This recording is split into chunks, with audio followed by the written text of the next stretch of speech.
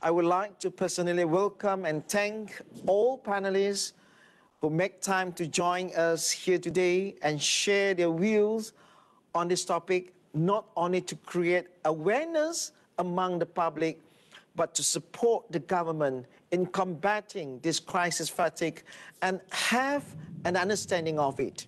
Thank you for those who take the time to join us in this forum. May we gain and benefit from it.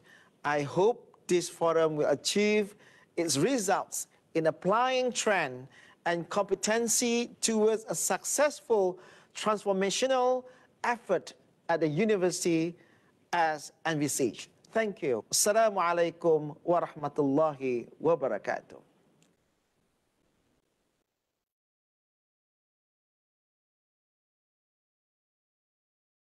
Thank you very much, Yang Berbahagia Professor Datuk Taufik Yap, Vice Chancellor of Universiti Malaysia Sabah.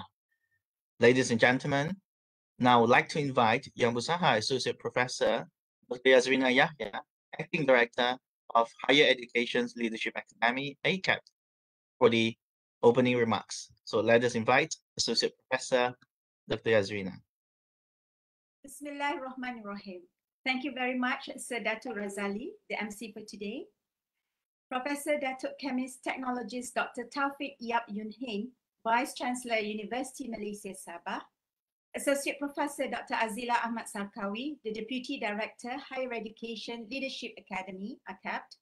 Honorable speakers, professors, partners of AKEPT and UMS, locally and globally, ladies and gentlemen. Assalamualaikum warahmatullahi wabarakatuh and a very good morning. Allow me to extend warm wishes and apologies from Yang Berbahagia, Datuk Sri Dr. Mazlan Yusof, the Secretary General, Ministry of Higher Education, who is not able to deliver his opening remarks this morning due to an important duty call. He sends his warmest regards and wishes and all the best for the event today. Allow me to read his text on his behalf. It is a pleasure to be here among you today. We thank Allah Subhanahu wa Ta'ala profoundly for his mercy. First of all, let me thank the management of Akademi Kepimpinan Pendidikan Tinggi AKEPT and UMS for the invitation. I applaud the organizer for the continuous effort in realizing thought leadership theme during these trying times during the pandemic. Ladies and gentlemen, it has been almost 2 years and we are still in the midst of a crisis, although huge efforts have been taken to ensure that we are kept safe through the vaccination programs. The ministry has indeed taken huge efforts to ensure not only the academic community are vaccinated, but we are going to that extra mile in assisting the government to provide vaccination service through our higher education institution hospitals via our static and mobile vaccine center. These are efforts taken to ensure that Malaysia may reach the vaccinated herd community, hence making sure that our higher education institution will be able to go back to normal as before. In general, the pandemic has sent shockwaves globally, and we in the educational industry are of no exemption. Most of us are experiencing pandemic fatigue, and it's plaguing organizations, institutions, and many employees right now. In 2020, we've endured a global pandemic, a massive economic crisis, and widespread social unrest. And it's clear that an epidemic of stress has been building, with the COVID-19 crisis as the tipping point. As of March 23rd, more than 124 countries have closed their education system, either in full or in specific regions. And closures now affect more than 1.25 billion learners worldwide. History has taught us that greatest challenges often have a silver lining, the emergence of creative and successful leaders. As Albert Einstein said, in the midst of every crisis lies great opportunity. While forging ahead into something new introduces its own uncertainties, it also offers the promise of building on pandemic-related accomplishments, like moving to more flexible and innovative working models, implementing new technologies in weeks rather than months or years, empowering teams, stripping down unnecessary bureaucracy, and making faster decisions amid uncertainty. When the pandemic began, many higher education institutions and the academic community mustered the energy and determination to respond fast and surprisingly well to unprecedented challenges. The institutions rightfully stepped up, focusing on their academic community, the staffs, and the students' health and safety as they muddled through a difficult set of threats and uncertainties. Many higher education institution leaders at all levels step up to the challenge, focus on the most critical issues demanded by the situation, band together, and respond heroically and selflessly to support colleagues, students, and communities. To ensure education and its services safely continues, the academics and staffs adapt to online teaching and conduct work from home, and most were pleasantly surprised by how much could be done virtually. As teams mobilized to respond to the crisis, morale was buoyed by leaders' inspirational messages and actions showing that we can get through this together. But many months later, with no clear end in sight, the adrenaline rush of those early high-energy sprints has faded. My fellow audience, we thought we'd be back to the workplace by now, but many are more isolated than ever. We thought work-life balance would be in check by now, but many are still working longer and harder than before, and with no end in sight. The disillusionment we experience from these deep and negative changes to our reality often has crippling effects on our motivation, mental health, and energy. Compounding this disillusionment is the grief from what we've lost, which for some has been deeply profound. In addition to losing loved ones, our informal social fabric has been stripped from us, at least in part. These feelings of isolation and uncertainty are a major source of our exhaustion. Therefore, it is timely for leaders of higher education to think of creative ways to re-energize the institutions, to re-energize their exhausted workforces and students, and make changes to emerge stronger together. It is important for the leaders of higher education to display inspiration, hope, and optimism that's tempered by reality and help their people make meaning out of circumstances by creating an understanding of what's happening, what responses are appropriate, and act with bounded optimism. Listen deeply for signs of exhaustion and other natural responses to stress, or develop adaptability and resilience skills at scale. Focus on care, connection, and well-being. Unleash energy by evolving the organization's operating model by reimagining the workplace and workforce of the future, and by creating a faster and more flexible organizational structure. What is more important is for the leaders to take care of the institution community and fill it with soul, hence deliver the education with soul. In order to re-energize the higher education institution, a leader with soul is required. This is where AKEPT steps in. AKEPT, with its talent management program based on the AKEPT competency models, have been running programs to shape the Malaysian higher education leaders. The training courses designed emphasis on values, ethics, tact and courtesy, organizational commitment, and other important values that will provide the skills needed to be a leader with good values. AKEPT has achieved numerous recognitions in competency-based human resource talent management through UniLead Leadership Profiling System Management Higher Education Institutions. The latest recognition is through the Recognition of Gold Award, the Best Visual and the Best of the Best in the International Innovation ARSVOT Malaysian 2021 with the theme Design for Humanities. AKEPT has also won a gold medal in 2021 International Invention Innovation Competition in Canada, ICANN 2020, for its talent management profiling system. It is indeed the consistency and perseverance of AKEPT and 20 public universities in promoting comprehensive talent management framework using competency base that leads to this fruitful journey. Synergy, commitment, and consistency are aligned to the initiatives and aspirations of Ministry of Higher Education in strengthening the talent management ecosystem at the higher education institutions in Malaysia. On another note, AKEPT's collaboration with partner universities has gone a very long way, in which, through the collaboration, numerous kinds of projects relating to the leadership profiling, establishing courses for the leaders, and also through a public seminar such as this webinar, and a few others that have been conducted over the years. It is through this smart partnership that AKEPT is able to outreach a bigger audience in promoting leadership in higher education. Ladies and gentlemen, I believe that today's webinar is timely, as mentioned by the Vice Chancellor of UMS.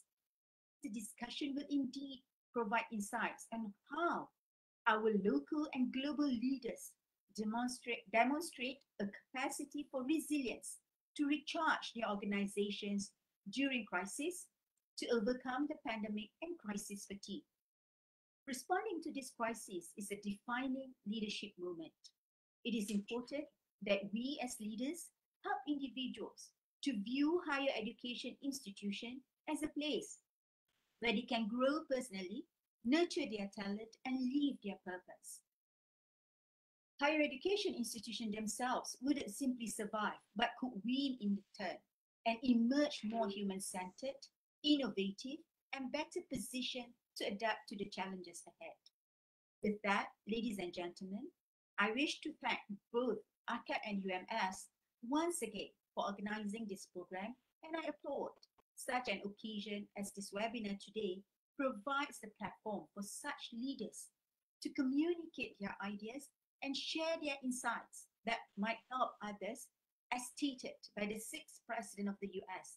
If your actions inspire others to dream more, learn more, do more, and become more, you are a leader.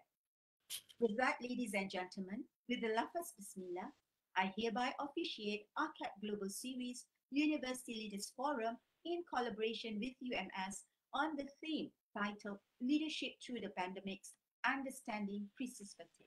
Thank you very much.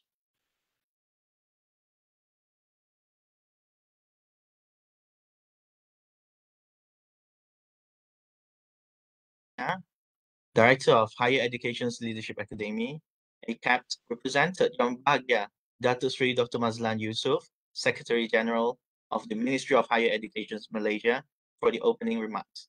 Thank you once again, Yang Besar Associate Professor Dr. Yazrina.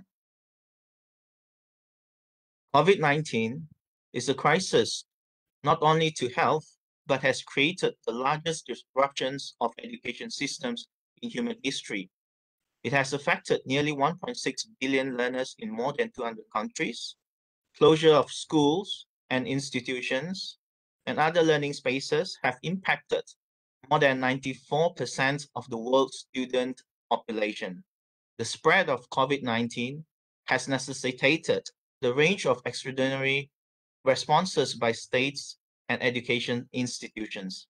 Hence, the webinar today brings together panelists from global universities to share insights and to discuss leading practices. Now allow me to introduce the list of the panels. First panel, Yang Berbahagia, Professor Dr. Noor Hisham Hamid, Deputy Vice Chancellor for Students Affairs, University Technology Petronas. Professor Dr. Noor Hashim Hamid first joined UTP back in 1999 as a lecturer in Electrical and Electronic Engineering Department, promoted to a full professor in 2019. He has held various administrative posts, including Head of Electrical and Electronics Engineering Department, Director for Nanotechnology Mission-Oriented Research, before assuming his current positions in April 2016. As the Deputy Vice Chancellor for the Students' Affairs, his responsibilities including leadership to provide directions on the formulation, development, and implementations, as well as monitoring of students' experience and development of strategic initiatives, programs, and activities. He received his Bachelor of Science degree in Electrical Electronics Engineering from University of Rochester, United States of America, and Master of Science degree, MSc's degree in Manufacturing System Engineering from University of Warwick, UK in 1993 and 1994 respectively. He earned his PhD in Electronics Engineering from University of Edinburgh, Scotland in 2006. The research interests of Professor Dr. Hashim include nano device modeling, fault-tolerant architectures, microfluidic and he is a prolific researcher who has secured and successfully completed 26 projects with a cumulative amount of more than 15 million funded by various industries and government agencies. He has subsequently filed 7 patents, supervised more than 21 PhD and 20 Master Science students, authored 2 books, 3 book chapters, with the publications of 44 articles recently. He has also served as the reviewers for various high-impact journals, including IEEE, Transactions of Circuit and Systems, Neuromorphic Engineering, IEEE Sensors and Transducers, and Professor Dr. Noor Hashim is also a MBOT certified professional technologist and also a chartered energy engineer under the Energy Institute. Second panel with us today, Yang Berbahagia Professor Dr. Rasid Mail, Deputy Vice Chancellor of Academic and Internationals from Universiti Malaysia Sabah. He's a chartered accountant of Malaysian Institute of Accountants since 1996, and fellow accountant of Federations of Royal Institute of Accountants in Singapore. Prior to his appointment as the Deputy Vice Chancellor, Professor Dr. Rasid Mail has served as the Dean for the Center of Postgraduate Studies and Faculty of Business, Economics and Accountancy, Universiti Malaysia Sabah. He started his working experience as an account executive at Enterprise Securities Sdn Bhd in 1990 before getting the positions as a senior credit officer in Malayan. Later in 1993, he has been appointed as the accountant for Malaysian Cocoa Board under the Ministry of Prime Industry of Malaysia, as well as the chief accountant or financial controller at Rural Development Corporations under the Ministry of Agriculture of Sabah back in 1995. The mixed professions of Professor Dr. Rasid Mail started off in 1998 when he joined School of Business, Universiti Malaysia Sabah. He has obtained his PhD in accounting from University Technology Mara, UITM, in 2006, Master of Accounting from University of Dundee, Scotland, UK, with a Bachelor of Accounting from UUM, University Utara Malaysia, in 1991. The research interests of Professor Dr. Rasid Mail, including privatizations and organizational changes, public sector accounting, budgeting and critical accounting, accounting history, accounting for poverty, and social and critical accounting management in public sector qualitative research. So Professor Dr. Rasid Mail is the winner of National Book Award in 2015 with a book titled History of Financial Management and Accounting Practices of North Borneo from 1981. The feats also include various medals at research and innovation competitions. Now allow me to proceed with the third panel. Yang Berbahagia Professor Amir Mahmud, Dean School of Business from Western Sydney University, Australia. Professor Mahmud joined Western Sydney University as Dean School of Business in October 2018. He holds a Master and a PhD in Economics from the University of Manitoba, Canada. Before joining WSU, he was the Pro Vice Chancellor of the University of Newcastle in Singapore and the Chief Executive of UON Singapore. Professor Mahmud at UON Singapore to win the inaugural Education Investor Asia Higher Education Institutions of the Year back in 2018. Before his UON Singapore appointment, he held several senior academic leadership positions at the institutions, including the interim Pro Vice Chancellor on Business and Law, Deputy Head of Faculty Business and Law, and interim Pro Vice Chancellor International and Advancement. Professor Mahmud is also a recipient of the Australian Government Underlaw Malaysia Research Fellowship. He has a strong research track in economics, business, and management. His recent research outcomes include work in areas such as SMEs in Malaysia, Indonesia, as well as covering the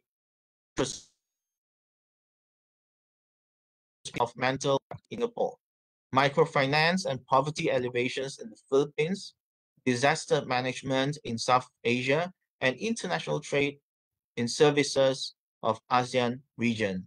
With extensive experience of Australian and international higher education system, Professor Mahmud is an established leader in the internationalizations of higher education institutions. Over the years, he has negotiated, implemented, and managed international collaborative initiatives across various culture, linguistic, political, and economic contexts in the Asia-Pacific region. Over the years, Professor Mahmud has taught undergrad, postgrad, and doctoral levels across economics, international business, and general management areas in Australia, Canada, Malaysia, Singapore, and Hong Kong. He has provided his leadership of academics in curriculum. Professor Mahmud was also a visiting professor at the University of Malaya, Multimedia University, and UKM. Fourth panel, Yang Busaha, Dr. Sharifah Farida Said Alwi, Reader Corporate Brand Management, Research Head for Marketing and Corporate Brand Management Group from Brunel University, London. She is currently a reader in Corporate Brand Management and a Research Head for Marketing and Corporate Brand Management Group at Brunel Business School. She holds visiting appointments of scholarship professor in brand management at the University Cattolica, Milan, Italy. She has served with special focus on corporate branding in the luxury sector. Her foundations in the field of branding and corporate brand management began at Manchester Business School, where she received her PhD. After the completion of her PhD, she has completed 6 full years as senior lecturer at University of Malaya. She joined, where she remains almost 10 years until now. She has established several fruitful research partnerships with institutions and businesses across different industries and sectors, of course, within the UK, Italy, and Malaysia. Research-wise, she's passionate about helping small businesses owners, managers to differentiate and communicating while marketing their business skills to a myriad stakeholders. Recent works involve developing firm strategic branding and community branding in Sabah. Over the 7 years, she has had several academic leadership positions at Brunel University, London, namely Deputy and Chair for Postgraduate Examination Board, Program Director for Corporate Brand Management, and Director for Undergraduate Studies. Okay, so let us proceed with the introductions of the moderator, Yang Busaha Associate Professor Dr. Wadatul Akmamuddin, who has been the Deputy Director of the Center for Internationalizations and Global Engagement, University Malaysia Sabah since 2017. Associate Professor Dr. Wadatul Akmamuddin has been involved in teaching of English as language in last years. Prior to the appointment as the Deputy Director, she has served various positions in the university, including Deputy Dean of Academic and Internationalizations at the Center for the Promotional of Knowledge and Language Learning and Deputy Director of UMS Foundation Center. Now, without further ado, please join me in welcome Associate Professor Dr. Wadatul Akmamuddin to be the moderator of the sessions. The floor is yours, Professor. Thank you. My heartfelt thanks to our Mr. Chairman, Datu Razali, Datu Iranza, for your kind introduction. Assalamualaikum and a very good morning or good afternoon, I would say, to everyone here with us today. And I know for sure one of our panelists, Dr. Sharifah Farida, I think it should be around 3:30 a.m. in UK or in London now, right? And not forgetting all our distinguished guests, esteemed panelists, and our participants who are joining us here on Webex and also on FB Live. Welcome to our University Leaders Forum. From the list of participants, it's wonderful to see such a varied group of participants or viewers that we have today. I see that we've got our partners from UBD, University Brunei Darussalam, University of Reading, Malaysia, Changsha University of Science and Technology, Profu, MFU University, RMMC Philippines, PPIU Cambodia, MDIS, and also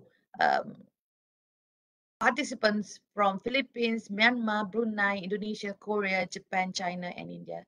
And not forgetting our friends from Malaysia, all over Malaysia. Thank you from the bottom of my heart. I would also like to thank AKEPT for entrusting us, Universiti Malaysia Sabah, with this responsibility. I think all of us would agree that the COVID-19 pandemic, when the COVID-19 pandemic hits, the impact reverberates across the society. That's a given fact, right? I think we've spent months at home, many of us trying to do our job and keep up with our work remotely, sitting for hours like us now on end in front of our tablets or our computer screen. And the university and its community definitely is no exception to the rule. The COVID-19 pandemic is not only a global health crisis, it is also a catalyst for reimagining the way we want to live and going forward. Thus, I believe the topic of our discussion today, leadership through the pandemics, understanding crisis fatigue, is a timely topic. So I hope today all of us can learn from the wisdom and inspiring experiences from these 4 different institutions from 3 different countries via our forum. Universities are places where students live and study in close proximity to each other. They are so buzzing cultural hubs where students are brought together from different nations around the world. And I think recently the foundations of this unique ecosystem have been impacted significantly by the rapid spread of the coronavirus, creating uncertainty regarding the implications for higher education. This pandemic also compelled the university to abrupt conversion of conventional face-to-face instruction to the online format in many educational institutions.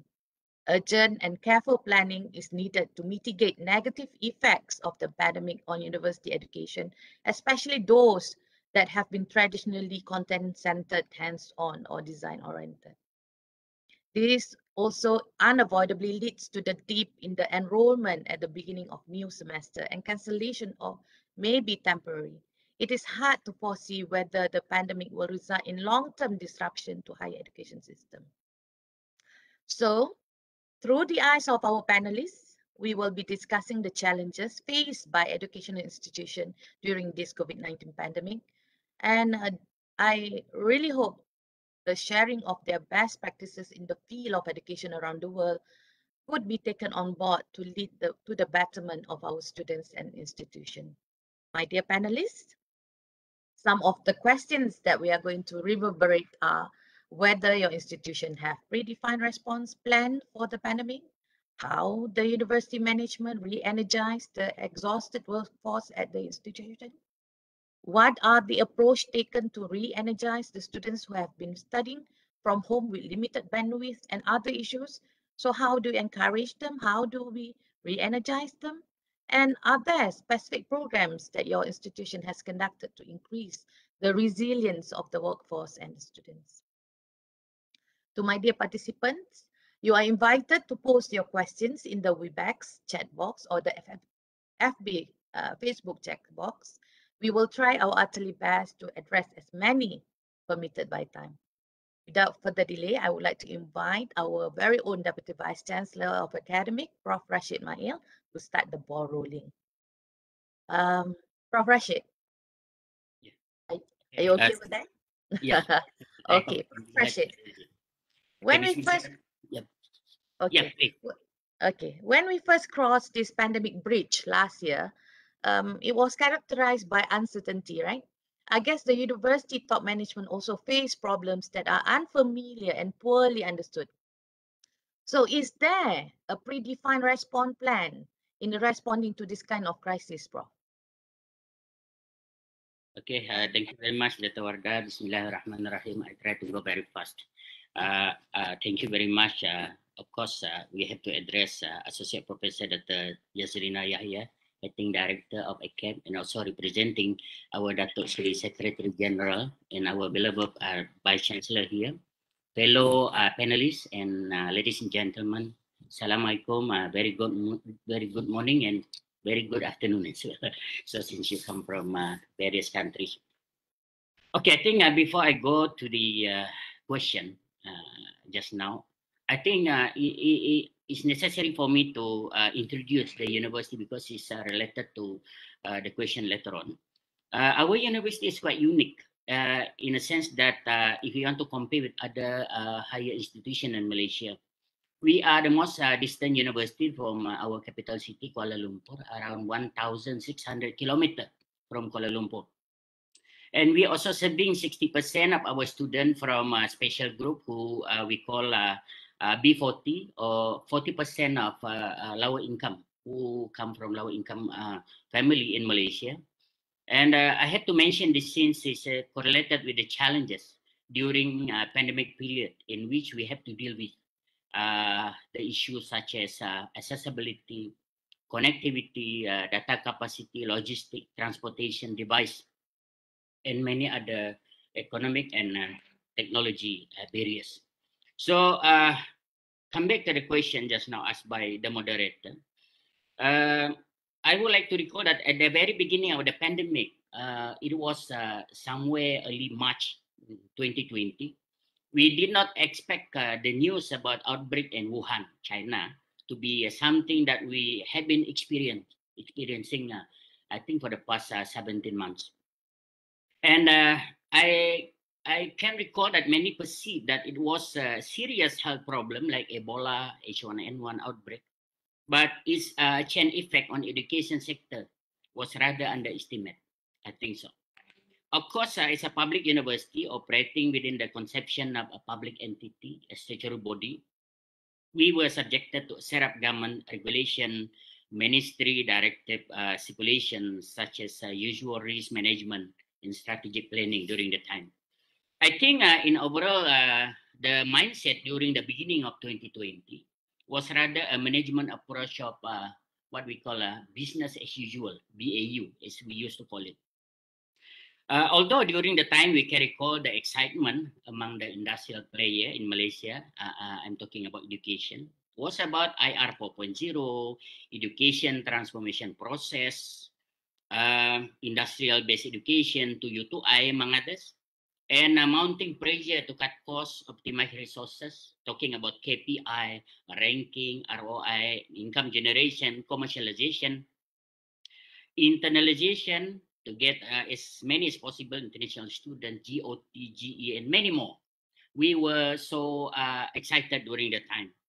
I would say that we were pretty stable at the beginning of this pandemic, despite the rush and adrenaline to transform education process during that time. I think somewhere March, April 2020 last year. But as the situation becoming more alarming, with a lot of anxiety among the players, all level of structure from ministerial level, governing and professional bodies, institution, players and stakeholders, parent and student, of course. When we ran a second semester, somewhere in March 2019 to 2020 academic session, we started to realize the seriousness of the pandemic, particularly in running a university. We were crawling amidst online examination, SOP, MOC, a requirement of a professional body on F2F, face-to-face physical assessment, restriction on international student movement. I think most of our international students come from China. Alignment between and among regulatory bodies and authorities, and to the extent where we had to reconcile between federal and state SOP and requirement, because we are located in Sabah and we are subject to the instruction from the federal government. As we go along towards the end of 2020, end of last year, we started our first semester of 2020 and 2021 academic session. We started to be more organized after learning for about 7 to 8 months. And we started to realize a multiplier effect that concern variables beyond health and safety problems. It's more than that. It has many things to do with physical and non-physical aspect of our life, psychological and emotional effect on stakeholders, economics, politics, technology, and social life, far beyond only health and security issues. There, we started to create momentum to learn to respond in a more structured manner, although amidst high uncertainty and mounting anxiety among the community. Then later on, we had a much better and clearer conception about this pandemic and its possible effect on almost every aspect of our life. This is where we believe that usually crisis create opportunity. We have to face the reality. Better coordination then between and among stakeholders creates an energized learned society, I would describe, to understand, to prepare and strategize how to handle this pandemic better. In academic sector, we can see a much more organized policy and directed measures among authoritative bodies. I think a similar situation facing everywhere in the world, that to run the business of education, we have to follow authoritative bodies' instruction from various perspectives. This pandemic really teaches us the importance of unity and mutual understanding. Of course, the pandemic has yet to show a reducing pattern until now. I think in Sabah, we can still see the increasing pattern of new cases every day. And still no sign whether we can run our academic business in the old way, go back to the normal situation I think mentioned earlier on. So with all those lessons in mind across the board in our university, now I would say that we have a much better and structured responsive plan. Although not perfect at this moment due to high uncertainty, but I think understanding and buying process across the board is the most important element in managing the university. There, we grant flexibility, a sense of urgency, more responsive attitude, mental and physical readiness to new norm of doing things in Universiti Malaysia Sabah. So clearly, we have to ensure every department and business unit in the university functioning as a whole. We work together despite uncertainty by creating more sensitive workforce, well-informed about current situation and structured response plan. That is what we are having now, Dr. Wardah, about your question just now, what is happening in the university. I would say that we are in much better shape now with regard to respond to this pandemic issues. Thank you very much. Thank you, Prof. Yes, I think 2 years into it, right? And obviously we have a lot that we have learned, but yet still a lot for us to improve. Next, Dr. Sharifah Farida, could you shed some light on the UK experience in handling this issue, specifically Brunel University? Okay, thank you so much again, Dr. Wardah and everyone for inviting me. Very honored to be here. So if you see me a little bit bent, but I'm just trying to adjust my face in the camera with the mobile phone. Anyway,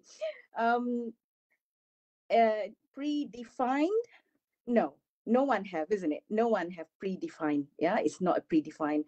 I remember it's 18 March, specifically what Dr. Rasid is saying, March, April. It was 18 March, the first lockdown announced in the UK. We all cancel our class. But the best part that time, it's not really the best part, but because we finished all classes, yeah, we will just have like the last week of classes, and maybe about 50%, 60% of coursework has been submitted. What's left are exams, and exams usually in May. So there's a moment of silence between all of us, a week. But then on the same day, on 18, when the announcement by the government, the university top-down emailing to our deans, then to the module leaders, asking us to contact the students right away, saying that we know the class is not it's closed now. However, we will be in touch. So there will I would say the big word is communication. So we start the communication slowly to the students so that they don't panic. We don't have classes anymore. However, we are setting up plan. We are defining the plan slowly and gradually, and we did. So, you know, exam then go back to online. I mean, we do have online exam before, but it's now, everything has to be online. We then have I would say, 3-level layered communication. So from Vice Chancellor to all of us in the university through online. And then we have the Dean coffee catch up once in 2 weeks, for example, and our division head with the staff in the division members. So this has been going on once in 2 weeks, and we found it very useful. So it was not easy. There is no predefined, but we put in communication to communicate. So we update from time to time, bit by bit, and we get there. So I would say communication is very important. And I think I want to connect what Dr. Rasid mentioned earlier on about emotional and psychological. It is very important because when things happen, we are not sure what happened. And just imagine our students, they are not sure as well. So this communication and reinforcing communication really helps. And from nothing to now, a bit more confident, just like what our panel said. Dr. Wardah, thank you. Yeah. Thank you, Dr. Farida. Definitely, I think. Prof. Hisham, what do you think? I think you also would agree that the world was not prepared for this. What about from your own experience, being one of the private higher education institution in Malaysia? What can we learn from handling COVID-19 that can help us prepare for future pandemics and other shocks? Assalamualaikum warahmatullahi wabarakatuh. You guys hear me?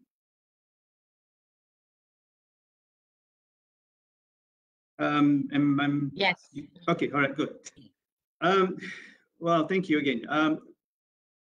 We've seen leading in a world of volatile, uncertain, complex, and ambiguous presents specific challenges where leaders need to be prepared and agile. I think the word here is the need to be agile. And not only leaders need to be agile, the organization need to be agile. This is actually definitely an infinite game. I mean, there's no winners here. I mean, just whether you are sustainable or you are not sustainable to face these challenges. Universiti Teknik Petronas, being a private university, we work very, very hard to be sustainable in this VUCA world. Well, as mentioned just now, you can never be prepared for things that you don't actually know. To prepare for the uncertainty for the future, typically what we do as our regular activity here, we do scenario planning and also risk assessment, focusing on business continuity, disaster recovery, and crisis management. Nevertheless, as I mentioned, no amount of scenario planning, risk assessment can really prepare you for this pandemic. Most of us do not have the experience, and we have not lived through a pandemic before, and we don't actually know how to deal with pandemic. But having done some planning, scenario planning, actually prepared us with some activities for us to do, some strategy for us to engage. Let just me share some of the how we deal as a private university and also in dealing with this pandemic. As mentioned by Prof. Nasir and also just now, the onset of pandemic is in the early March 2020. To be specific, is actually where 18 cases were reported. When we were still running the university normally. When we heard that news, we're still running it normally, but with heightened alertness. We become much more aware of what's going on around the world, and we know that this is getting closer to home. And UTP management team quickly execute emergency response protocol by invoking the emergency management team. So this is actually in our SOP. So if anything wrong, we invoke emergency management team. The membership is actually top management. The EMT, or called emergency management team, was invoked to enable rapid decision making, drive clear accountability, provide heightened event monitoring and reporting, disseminate cohesive enterprise messaging. What here is cohesive messaging internally and externally. EMT established, approve pandemic specific policies and procedures, establishing and raising communication capabilities and protocol. This is very, very important. Communication protocol, because the way we communicate, the way we engage, not only to staff and students and also the public, we need to be in compliance and consistent with the World Health Organization, KKM, MKN, Ministry of Higher Education, state government, Petronas, and local authorities. We need to be consistent in our messaging. We cannot work in isolation to deal with this pandemic. All right, let me share specific activities that we did when we first faced by this pandemic. First thing, we have this people first mindset. We believe that pandemics are public issues first. While we are a private university, business is very important, but when it comes to pandemic, it is public issue first and business issue second. Therefore, safety, health, welfare, and well-being of our student, staff, and surrounding community. We are not forgetting about our surrounding community, our top priority. The focus was to implement health and safety specific policies, procedures, protocol to protect them from the pandemic. Once student and staff safety and health were ascertained, the next emphasis was to ensure and to provide assistance to student and staff to enable them to perform their critical functions for student learning and also studying, and also responsibility for staff is actually executing their job. Special budget definitely has been allocated to make sure that we are able to execute all the plans that we provide. Second, what we've done is actually we understand that pandemic issues are very dynamic. Data capture and analysis are very, very important in making informed and accurate decisions.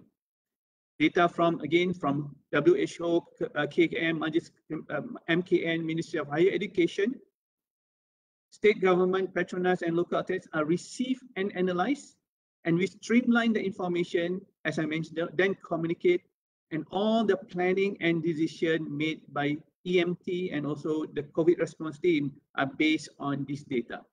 So it's actually, it is analytic-based planning and decision making. The third one, we invest on technology and infrastructure to support remote and virtual collaboration.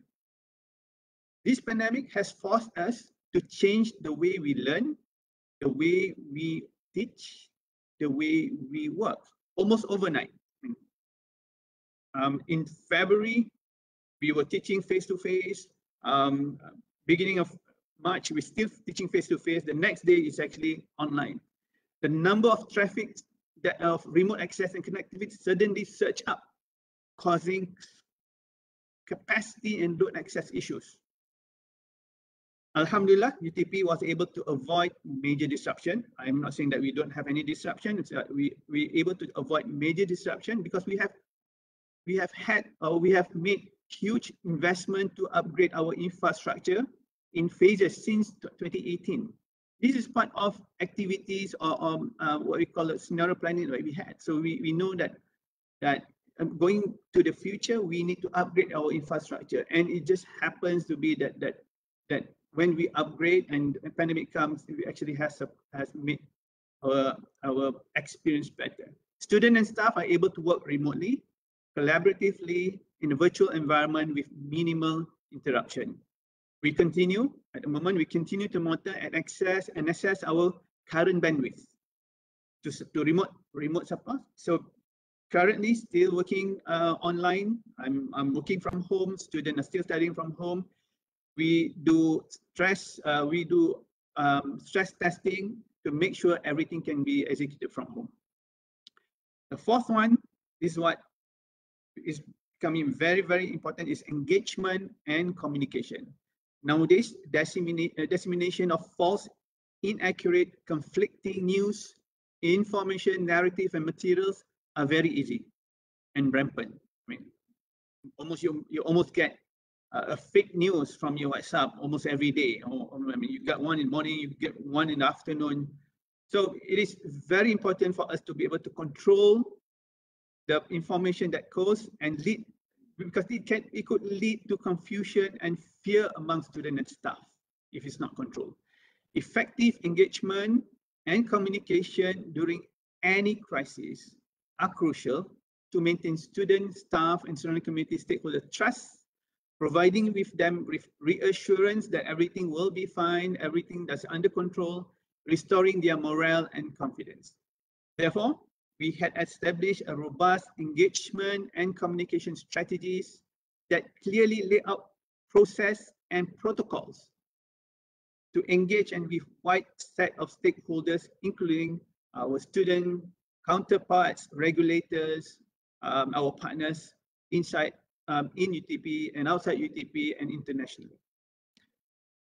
In all our engagement, we always reiterate and reinforce that the student and staff that health and safety are our top priority. Indeed, that is our top priority. We provide them with a clear, transparent information to raise alertness, preparedness, done with the care to avoid panic. And the fifth one, which is the final one, which I'm going to share today, is a collaboration. As mentioned earlier, pandemic is a public issue first and business issue second. Hence, it is important for public and private sector to come together to provide an adequate and comprehensive response to the pandemic event. During this pandemic, UTP has worked and still working collaboratively with Ministry of Higher Education, Petronas Pandemic Preparedness Response Team, we call PPRT, other institutions, IPTA and IPTS, local authorities, NGOs, students, staff, parents, for advisories, resources, and health safety measures. This is very important. We cannot win this by working in isolation. Thank you, Prof. Ada. Thank you, Prof. Hisham. I think so. I agree. It has been very extensive, and it has been very, a lot of learning has happened, right? Prof. Amin Mahmood, what do you think about these issues? Could you share the experience in Australia, specifically your university? I think my colleagues have covered lots of ground here. But again, let me start with saying good morning and assalamu alaikum to everyone. I'm absolutely delighted to be here and talking to my Malaysian colleagues and colleagues from everywhere here, from the region. And I would like to thank the AKEPT and University Malaysia Sabah for having this, I would say, very timely and fitting discussion, which we're having today. I think my colleagues here cover extensive ground here. So I will perhaps not really repeat and cover what they've already covered. But before I come to Australian experience, and especially the weaknesses which this pandemic has exposed in Australian higher education system, and also among our academic leaders. So I want to talk a bit more about that. Before I do that, just a very quick background that Western Sydney University is a comprehensive university, around 50,000 students, 3,000 academics and professional staff. Around 15% of our students are international. So that means international students are a huge revenue source, not only for our university, but also for Australian education system, around $40 billion industry. So it has some implication for that. So the COVID-19 has really exposed our vulnerabilities and our weaknesses. I think before COVID hit us, the feeling among the university sector and among academic leaders and practitioners was that the good times will never end. And with that mindset, our research structure, our internationalization efforts, our learning and teaching was really with a different mindset. The second aspect was that there was a, I would say, reluctance to challenge status quo. Now, whether it's a program, if you're running a program for 10 years, because you're running that program, you have to run it. If it's a process, and because this process has been running for 20 years, it has to keep going on. So let me just very quickly, mindful of the time here, very quickly highlight a few things in terms of Australian context, that what we realized, what were the touch points or pressure points which really hurting us now. We had our over-reliance on international student revenue, a huge reliance. Now, that reliance has an impact on our research because government was not giving us enough funding to do research, and we were charging 3 times more or 4 times more from international students, and that income we were funding, through that income we were funding our research effort. So that equilibrium has been challenged now. Third point is that Australian universities have a very high cost structure, where a vice chancellor earns double, triple than the prime minister, right? It's a very high cost structure university system here. And then also, more importantly, there was a lack of digital preparedness. We were not ready for that. Within a university, some schools were ready for it. For example, School of Business, we had a flipped classroom, learning studios, best practices in digital education, but I can't say the same thing for other schools. So there were disparities, not across universities, but there were disparities, digital disparities within the university. And we were not aware of it, or we were not prepared for it. Now, I think the COVID-19 has also forced us to actually challenge that status quo. And it has forced us to do things which we have, otherwise we couldn't have done it. And I will call it COVID dividends. So for example, we are moving towards micro and alternative credentials. So that is a move from for life education to lifelong learning. So that's a very important aspect which we are doing now. Other aspect is about diversification of our international market, a diversification of our program, a greater emphasis on employability of our students, and not only about academic excellence, but also a professional excellence. So I will say, just summarizing what I just said here, one is it has made us realize our weaknesses, vulnerability, but also it has forced us to really look at what we can do here. And finally, more importantly, COVID-19 has also impacted us as a leader, academic leader. I'm a totally different person now, the way I conduct myself and the way our vice chancellor conduct himself are very different than it used to be. We have moved from micromanagement to empowerment, and that was not the case here.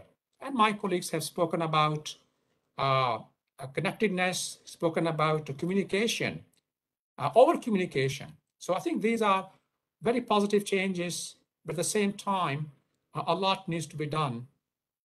So I think maybe I'll stop here. Thank you. Thank you, Prof. Ami. Yeah, definitely.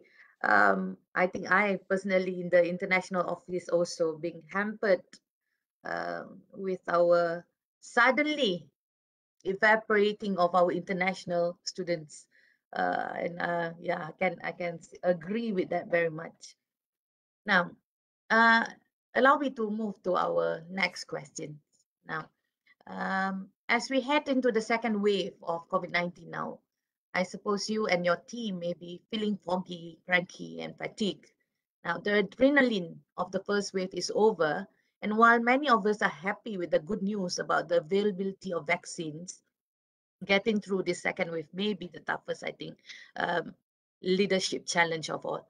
I suppose when we dug through the layers of the organization, for example, we see that stress-induced incidents were on the rise. The next dire issue I would like us to ponder is on how to lead when your team is exhausted. Prof. Hisham, what is your take on this? Thank you again. Well, tough questions. When pandemic began, many told me that they were high-spirited, determined, and promised to be positive, proactive, to respond fast and well to these unprecedented challenges. Many tell me that when it first started. We felt relief. I felt relief. Well, because when we spoke to our colleagues in the department, we felt relief because they have this positive outlook of how they're going to respond to this pandemic. In fact, during MCO 1.0, we saw many many of our friends actually step up to the challenge. They do things differently. They make decisions faster, right? In fact, many colleagues totally subscribe that there was novelty in working from home. They're happy to work from home, love working from home, and many of them, I'm included, were pleasantly surprised by how much could be done virtually working from home. But many months later, with no clear end in sight, the adrenaline rush of those early high energy sprint has faded. We become very, very tired. When asked the same colleagues and other colleagues as well, how are you doing? The typical answers I expect from them would be, I'm fine, or I'm managing through it. Instead, some of them responded, I'm anxious, overwhelmed, and lonely. I'm completely burnt out. I've lost my sense of optimism. I'm not sure how much longer I can keep on going like this. These answers are much more animated and deep. Typically, before you don't hear these kind of answers, but now they are a bit more transparent in the way answer and the way they feel. A reflection of stress and anxiety.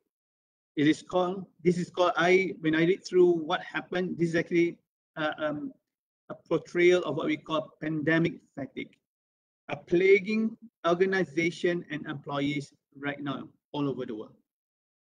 The number of those who rate their mental health as very poor is more than before the crisis.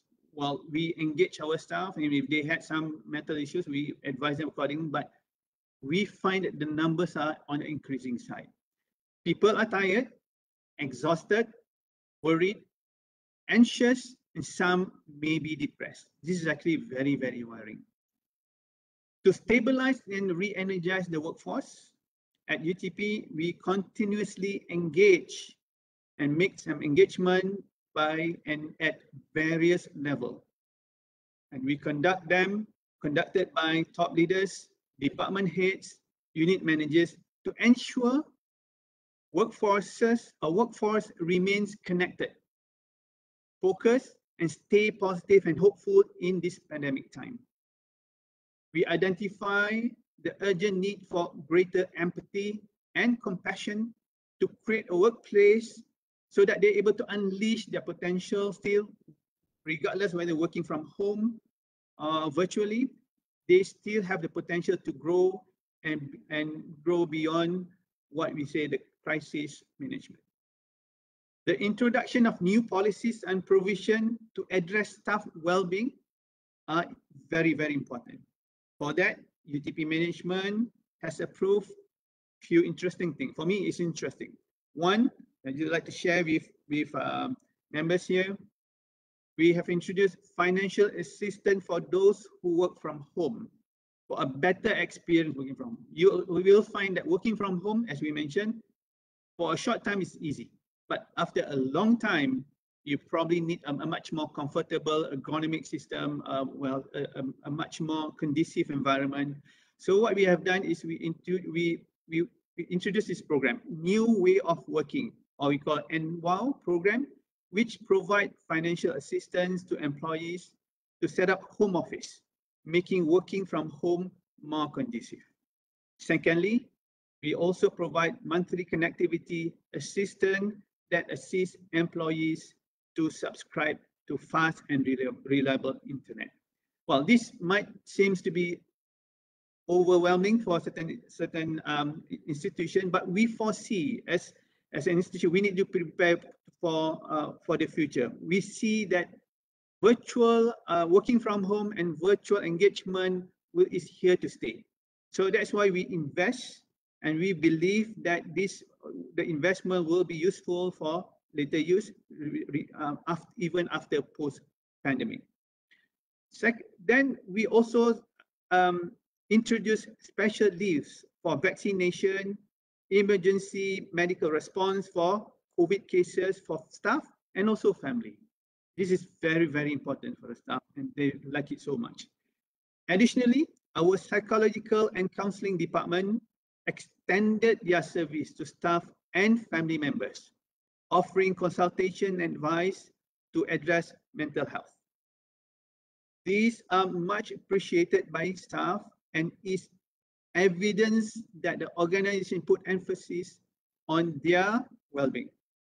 All of the above that I've described just now make the staff feel appreciated and put trust on the organization. That's what we have done, Prof. Wanda. I hope that's helped. Yes, Prof. Definitely. I think due to these uncertainties and also the ending of this pandemic is nowhere in sight. Definitely, it creates all this problem, right, Prof. Aisha?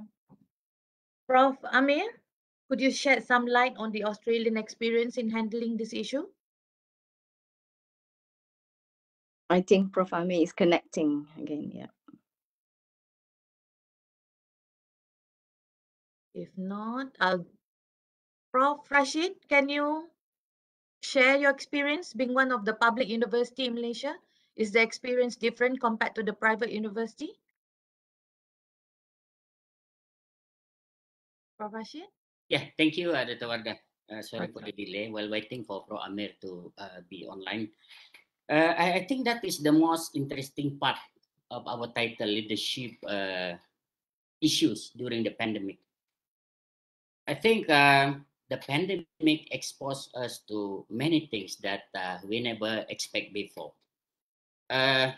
With regard to the our workforce, they are getting exhausted. Day-to-day management of the university, the running of our business, education. I think it's quite clear and ambiguous that they need for very clear and unambiguous directed measure. That is, I think, very important, because to me, when we observe them for, I think, almost 20 months, okay, I believe the pressure was more towards mental torture rather than physical tiring. With that, I think when you mention about comparing private and public university, I think we can discuss about the philosophy of the public university itself. When we talk about public itself, public basically is belong to everybody. You're talking about public hall, public playing field, public toilet. It belong to everybody, and almost we don't charge anything. It's public. When it is public, it belong to everybody. I think everybody will agree with me. When it is belong to everybody, meaning to say that it's belong to nobody. And when belong to nobody, nobody care. I don't say that in the university, nobody care about the university, but sometimes we are struggling to understand where is the source of power, where is the source of directive instruction, things like that. That is happening during the pandemic. We have to listen to the Ministry of Health. We have to listen to the Ministry of Higher Education and so many other authoritative bodies, getting confused. And some more in the public university, we were quite stable, as mentioned earlier on by other panels. We are not managerial level. We are not trained to take risk as compared to working in a private sector. And of course, a bit difficult sometimes to make decision because the relationship between input, process, and output is quite blurred in many occasions. So I think to some extent during the pandemic, I would say that we are quite blessed with so-called inflexible and rigid requirement from professional body. For example, engineering, Board of Engineering, they said that we cannot pass the student without physical classroom, physical teaching and learning activities. Like, for example, counseling. Counseling, they said that the student must go through practical, physically, and also teaching for the teachers.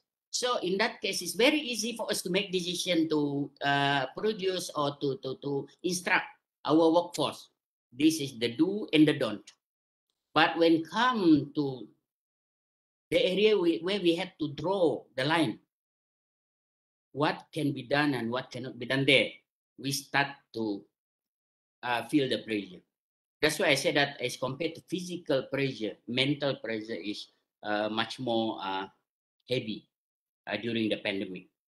Therefore, in that situation, I think leadership quality is very important. So sometimes our workforce in public sector, they used to follow a standard SOP in running the business day to day. Not we can call they are in mechanistic form of organization rather than organic. So when come to everybody panic from the ministerial level, authoritative agency, governing bodies, the university itself, the stakeholders, the parent and the student, everybody getting panic during the time. So that's where the real challenge for our leadership. And sometimes as a leader, we have to be able to make decisions. And we have to be able to analyze the situation, to put the priority, which one is more important, which one we can put the secondary matters. And to some extent, as a leader, we have to take the risk ourselves. In many occasions, I just say to my staff that you can do it. I will be the one who is responsible, then they are willing to move. Otherwise, it's very difficult for them. But I think I don't know about the private university. Maybe our panel from University Petronas can share with us later on. But in public university, it's a bit difficult because we are not trained to take risks. We used to operate in a very stable situation. We just follow. And in our administrative concern, sometimes we call it Malaysia, we know the file meja. We have a very standardized way of doing things from A to Z. And when come a chaos situation, we have to make decision and they have nobody to refer to. Very high uncertainty. Every day, morning with fake news, afternoon another fake news as mentioned earlier on. So they used to refer to their friends from other university. And we in that situation, I think I really appreciate a teamwork in the university and in the public university. Of course, I appreciate very much the structure, the deputy dean for academic, for example, and program head, program coordinator, and we also talking among deputy vice chancellor in public university, asking question from time to time, asking about the update. So at the managerial level, I think it's very important for us to be able to make decision to take risk. Otherwise, our subordinate, the lecturer, the administrative staff, they got nowhere to refer to. I think that is among the biggest thing that we learned during the pandemic. That is my opinion from public university. Dr. Wardah, thank you very much. Thank you, Prof. Yeah, I agree, Prof. Adapting to this new requirement for change is a tall order for most of us. Alhamdulillah, Prof. Amir, I see you're back. Yeah, that's the thing about this digital thing. We can go off and on suddenly. So The thing. yeah. So Prof, can you share your opinion? Thank you. And I'm sorry I had to. No, it's okay. Excuse me, poor connection. Prof, imagine that is in Australia. What about us over here? Let me start with saying that there's a difference between a sprint and a marathon. When you are preparing for a sprint, your diet is different, your expectations is different, and you know that after a sprint, you will celebrate, reward yourself and people around you, and you move on. So I think the first phase of COVID was like a sprint, as my colleagues have highlighted.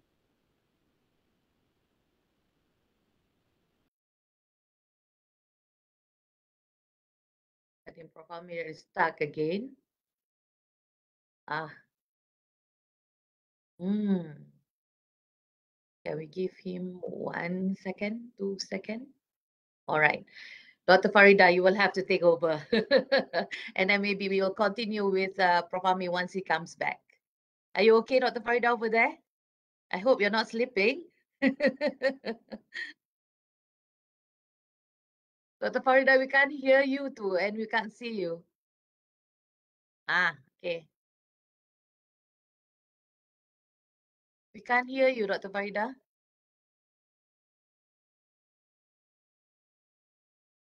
No voice at all. Can you hear me? Can you hear me now? Okay. Good. Yeah, Yes. yeah. I'm just trying to unmute myself. Really, okay, okay. On top of all the above, what Prof. Isham, Dr. Rasdi, and a little bit of a marathon sprints, which I think I can understand what Prof. Amir is saying. So I think in terms of what Brunel, and I think some of the UK university, and Brunel is a public university, by the way, just an state government university, not a private university. The most important is that infrastructure. We always have a constant support. So this helps to reinforce, to assure the staff, yeah, that they are not alone. Yeah, so they are not struggling alone. All of us with zero knowledge, and then the training starts. Yeah, after having the infrastructure, the training to start first. So the first, before the autumn starts in September, during this summer holiday, we try our best to have several trainings to help individual lecturers to be comfortable using, for example, Zoom or Collaborate, Ultra Collaborate, whatever software that your organization has undertake. And then upon this, you will then, obviously they send laptops and desktop to home to help them. And those people who could not work from home will get permission after risk assessment to work, in office, because some of them, UK houses is not big. When you have 4 kids, you don't have enough spaces and everyone is online, so we understand. And then kids running around and you are conducting classes and meeting, it doesn't help. So they are very understanding. So what the university did is that they allow us to work also from office, just to give that peace of mind when we are doing. So that's that. And also on top of that, the welfare is continuous, and this welfare not only for staff, for our students who is so depressed, distressed. So we need to keep informing them, and we communicate this through different channels, because by just putting information on website, student didn't really catch it. Everything is online. It's just so, and there's too much to read, too many emails in their inbox, which is not good as well. So we also through the module leaders, we speak to them, that look, there's this support, and module leaders plays a very important role. And we are also psychologically, we need to go to the training to how to speak to students, to make sure, and this is a psychological training that we are not trained psychologists, but we need to know what to say, what not to say to students, so that we can actually, we are kind of a transition place where we can then, if we feel that they need support, we will then send them to the right department. So, but we need to make sure that we have the right knowledge, the right communication skills to be able to speak. On top of that, our division leads is quite interesting. They are very creative. Suddenly WhatsApp become our home. So every division have their own WhatsApp. We didn't speak after office hours, but that it become a very fun thing for us. So you don't only share distress matters, you also talk about fun thing, like when it's snowing, hey, look, there's snow, or there's sunny outside. So this helps the psychological stress, and this keeps us going. And then we bond. We then grow even stronger in terms of relationship among our staff, and our boss or head or deans, because we actually talk to them directly. So this WhatsApp is quite great, as well as online meeting. I would say that every time, once in 2 weeks, we will start with what are the happy moments, that we do. We don't talk about teaching first, and then we talk about problem. We always start our meeting with, what did you do? Oh, I baked cakes, and oh, I did this, I did that. So all of this helps to make us strong and resilient, hopefully, and we're still doing that. And this is amazing from my perspective, is that this is something which we learn that helps. Despite so much online and machine, this is human at the end of the day that we are dealing, and human is still human. So we need to be empathized. The act of kindness from the university is amazing. You don't shout to your staff, for example, when suddenly you are doing a meeting, the kids come in and make a noise, for example, isn't it? There's not much we can do. And then there's a lot of cats and dogs involved in our meetings as well, obviously. So yeah, I hope I can, enlighten some of our audience as well. Prof. Ami is back. Yes, definitely, Dr. Farida. Yeah, I think Prof. Amir will agree what Dr. Sharifah Farida has been talking is very much our marathon. Okay? Yeah, we take your marathon approach, Prof. Amir. Not sprint. Prof. Amir, please. Thank you. Thanks for using that metaphor. Well, let me just talk a couple of things here. One is that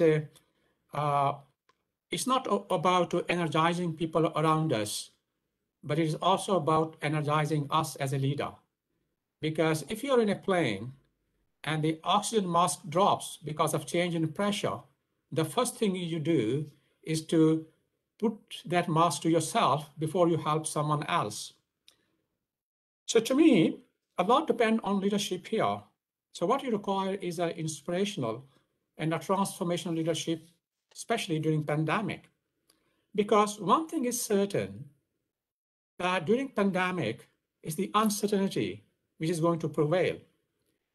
So what you need to ease your colleagues and people who work with you and work for you, their anxiety, and that is to give them a sense of clarity, some degree of clarity.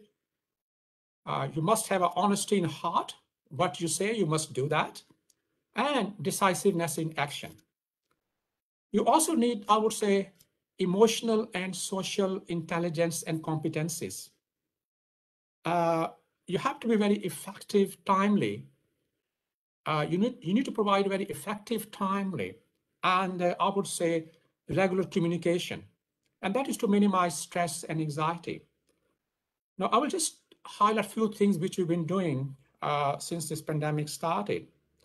We all talk about communication. So I think communication is not about talking a lot. It's about listening a lot. Because the most of the time when we talk, we don't learn, right? So it is about listening with a purpose and listening with intent. That's very important. And also, when you have a forum and discussion, you make sure that you answer every question, right, which people have. They can talk to you right on the spot, or they can send you through email and so forth. So regular meetings are important. So communication. Second is also very important, which we'll be doing a lot, and that is acknowledgement. Acknowledging people who do a number of things for your students and staff. Gratitude. For example, last week, we had a gratitude week, thanking everyone. And recognition. We have a very frequent events where we recognize our colleagues, awards, and so forth. Now, just yesterday, university made an announcement that every staff member who has been vaccinated will get 3 days paid leave. Right? So this is one way also to rewarding people who are working so hard under these particular times. The third element is a genuine focus on well-being, both physical and mental well-being. And it's not only about your staff, because to me, if you are suffering from anxiety, stress, sleeplessness, and irritability as a leader, well, possibility is that you're going to rub that aspect to your staff, okay? And they should not be really a victim of your state of mind, physical and mental state of mind. So I think that's extremely important. And finally, which I have done a lot here, and that is people have to look forward to something, and they must have a higher purpose. So you need to have a higher purpose in the beginning. I think the Vice Chancellor of the university talked about values. So to me, at this particular time, what can bring you strength is value system, the values you adhere to, because values actually act as an anchor. So I would say that having a higher purpose is equally important. Let me stop here because I was in and out and I wasted some time here. So let me stop here. I may cover a few points later on. Thank you, Dr. Vara. I think maybe we can do that when we have a short recap at the end. I think I'm not going to continue with our plan question. Usually the planning is a lot, but when it's the real thing, you realize, oh, we don't have enough time. Can I address some of the questions posed by our participants? Yeah, panelists, okay with that? All right. Now, Prof. Hisham, you've got the first question. It's from Dr. Sam from USM, our old friend. Okay, Prof. Hisham, what Prof. Hisham highlighted the VUCA condition. Okay, my question is, some of the dealings are idealistic. How do your institution handle restrictive and non-dynamic policies, both the country and institution, change of leadership, budget cut, and snail pace advancement of technology? That's the question. Definitely, it's actually a high-level question. Definitely, is a realism of what was happening at the moment in Malaysia.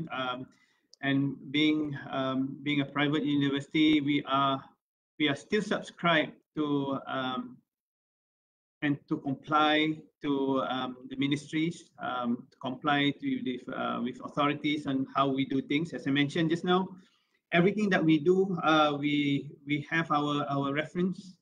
For example, according to the dynamics of pandemics, we still have KKM as our reference.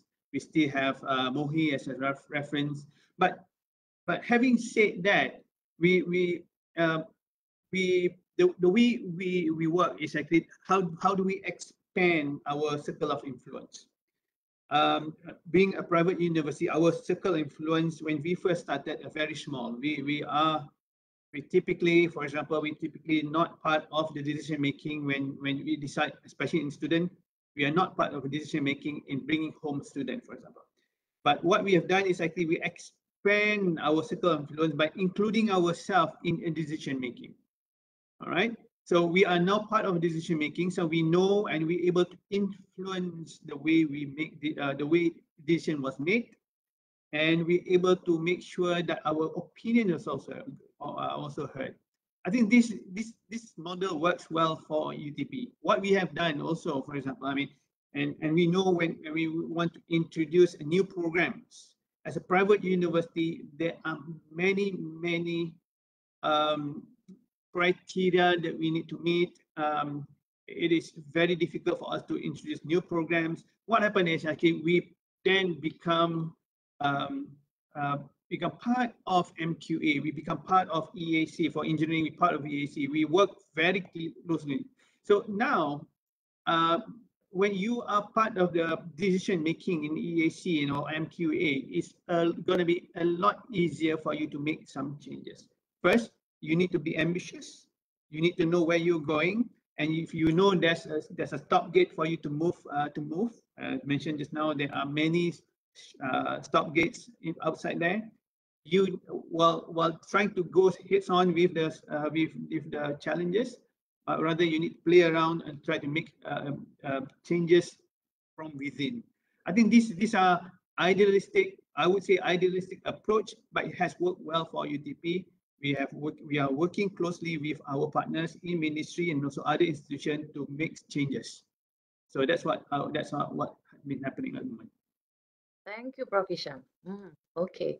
I see that Prof. Yasrina also has shared one question here to any of the panelists actually. How do you go about in making sure that students remain motivated and their well-being and mental health are taken care of?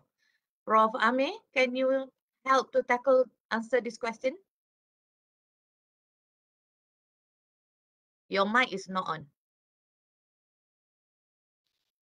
Using a Western Sydney University example, I think what you need to realize that you may have a connectivity and online education, but not every student has connectivity or home environment where they can study as if they're studying in a college, university residence, or university libraries. So I think that element is an important one.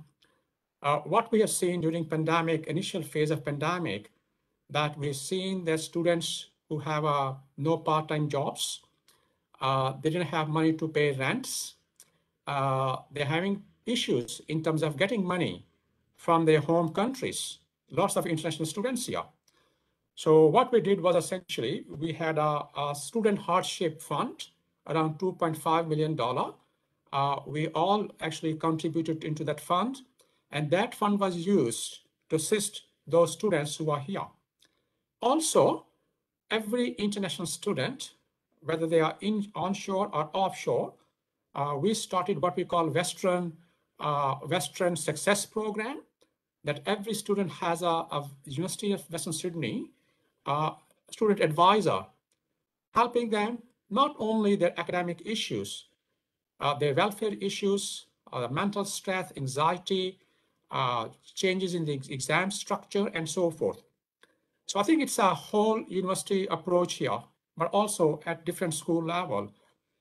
What we need to realize also that pandemic is also having an economic impact on our students' parents, right? Their economic well-being.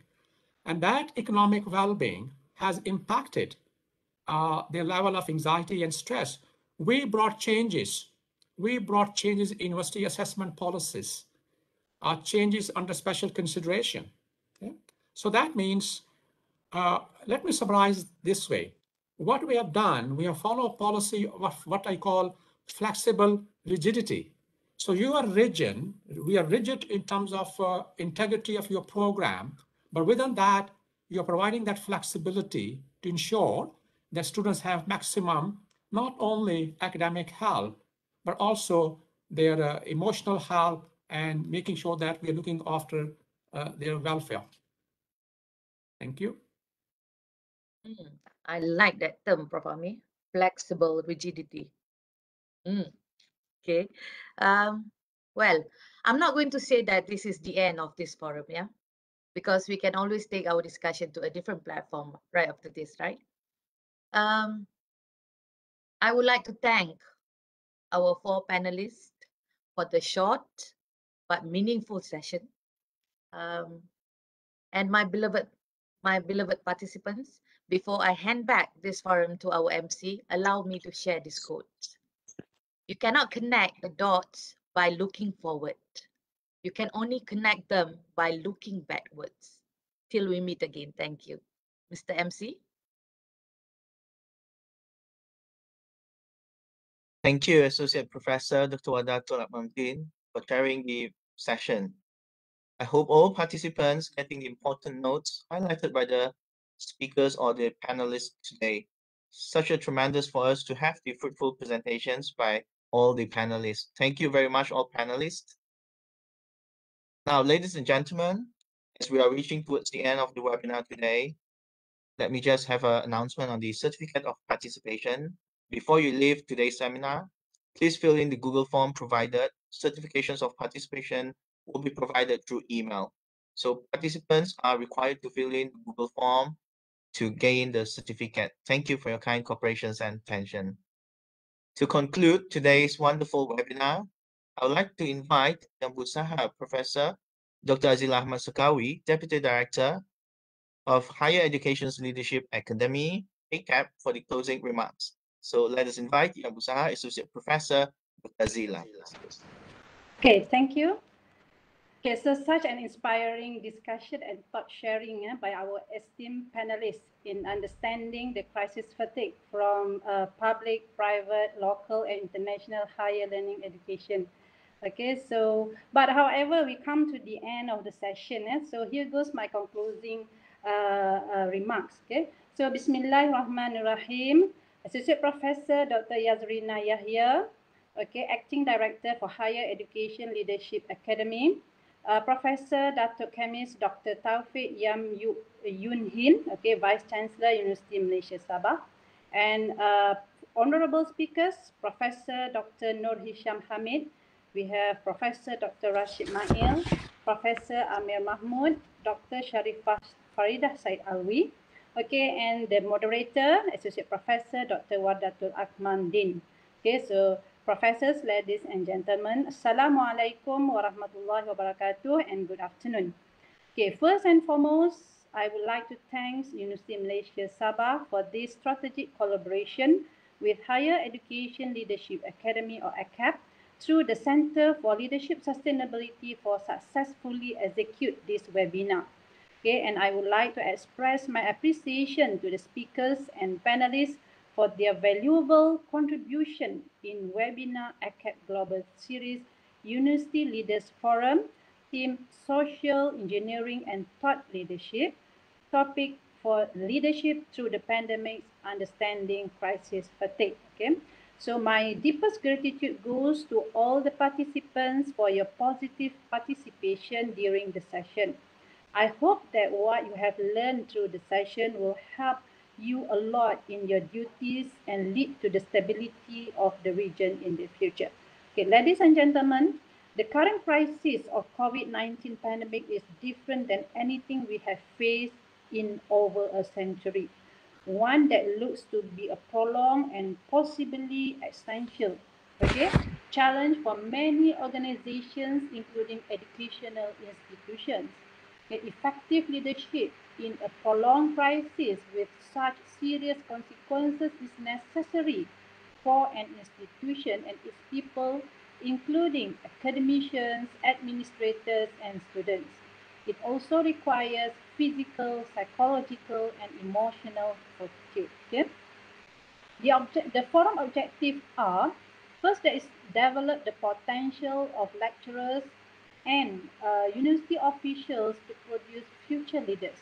Okay. Secondly, is to increase the knowledge of lecturers and university officials about diversity, a more comprehensive way of thinking, and readiness in making any decisions.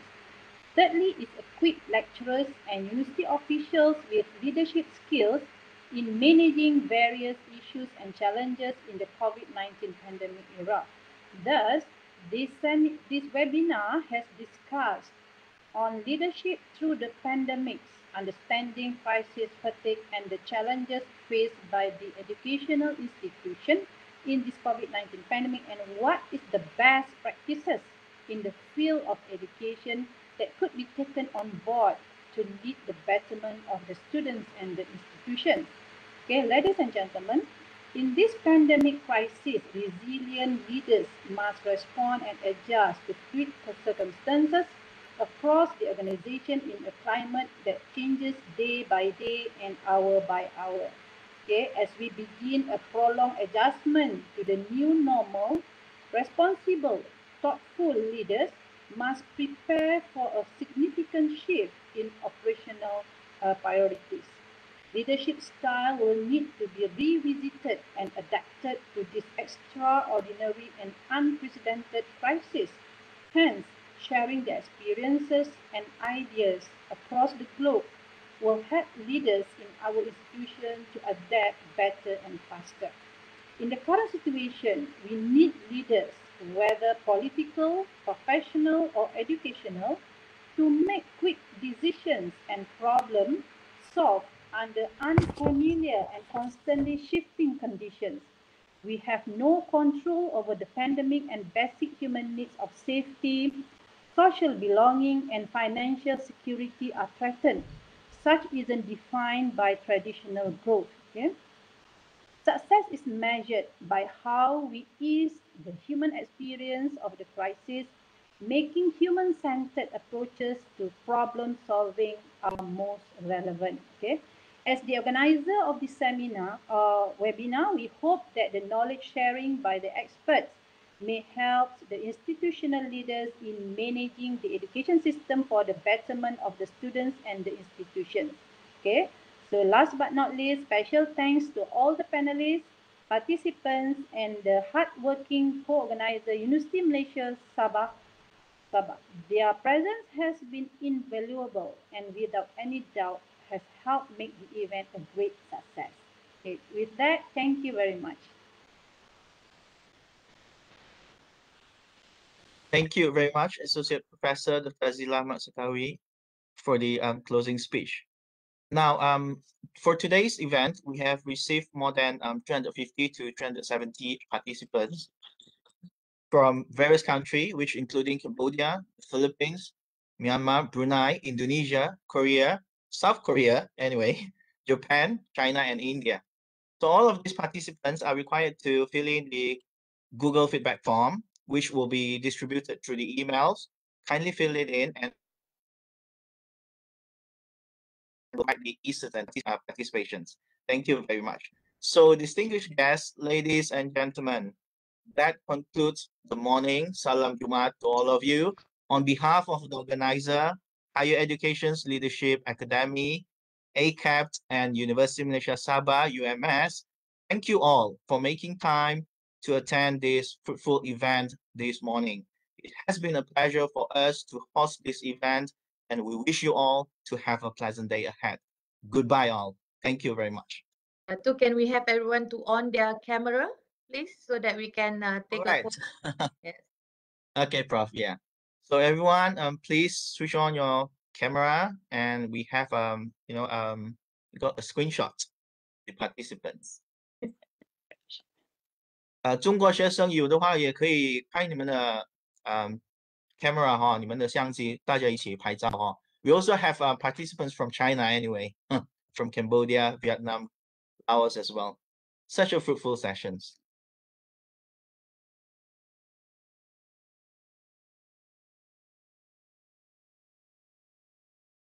All right. Okay, technicians, I probably will have to capture this. I'm using Windows anyway. Sorry about this. Let's request technicians to get a screenshot for us. Okay.